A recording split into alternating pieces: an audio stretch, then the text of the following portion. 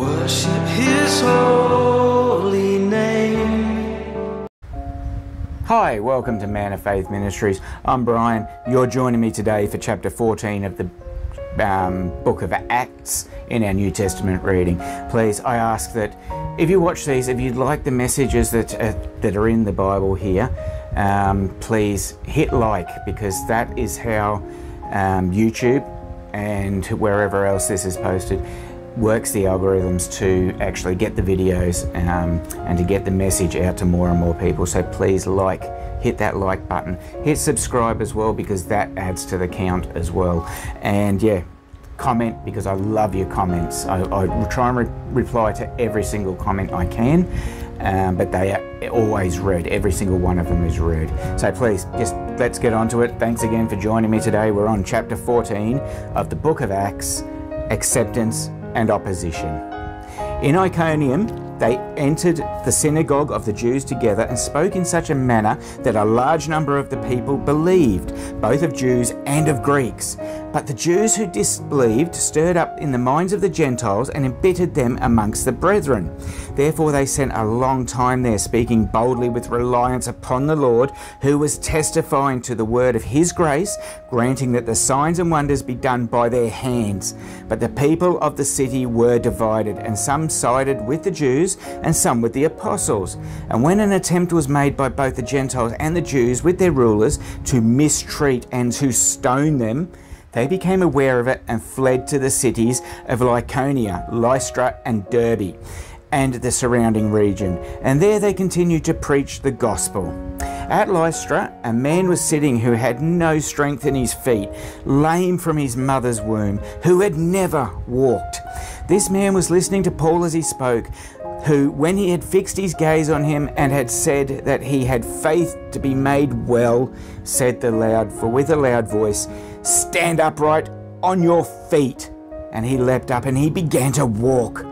When the crowd saw what Paul had done, they raised their voice, saying in the Lycaonian language, "The gods have become like men and have come down to us." And they began calling Barnabas Zeus and Paul Hermes, because he was the chief speaker.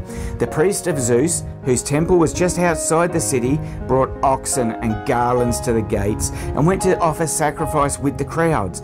But when the apostles Barnabas and Paul heard of it, they tore their robes and rushed out into the crowd, crying out and saying, "Men, why are you doing these things? We are also men of the same nature as you, and preach the gospel to you, that you should turn from these vain things to a living God, who made the heaven and the earth and the sea and all that is in them.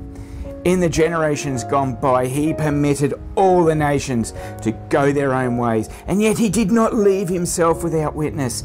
In that he did good and gave you rains from heaven and fruitful seasons, satisfying your hearts with food and gladness."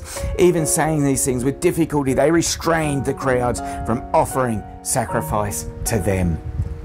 But the Jews came from Antioch and Iconium, and having won over the crowds, they stoned Paul and dragged him out of the city, supposing him to be dead. But while the disciples stood around him, he got up and he entered the city. The next day he went away with Barnabas to Derbe. After they had preached the gospel to that city and had made many disciples, they returned to Lystra and to Iconium and to Antioch, strengthening the souls of the disciples, encouraging them to continue in the faith, and saying, "Through many tribulations we must enter the kingdom of God." When they had appointed elders for them in every church, having prayed with fasting, they commended them to the Lord in whom they had believed. They passed through Pisidia and came into Pamphylia. When they spoke the word in Perga, they went down to Attalia. From there they sailed to Antioch, from which they had been commended to the grace of God for the work they had accomplished. When they had arrived and gathered the church together, they began to report all things that God had done with them, and how he had opened a door of faith to those Gentiles. And they spent a long time with the disciples. That's the end of chapter 14. Thanks for joining me. Only a really short chapter, that one. But please remember what I said at the start of the video about liking, subscribing, commenting and sharing. Please just follow all of that if you truly want to get the Lord's word out to many people. Next time we have chapter 15, the council at Jerusalem. Until then, please stay safe, take care, and may the Lord bless your day.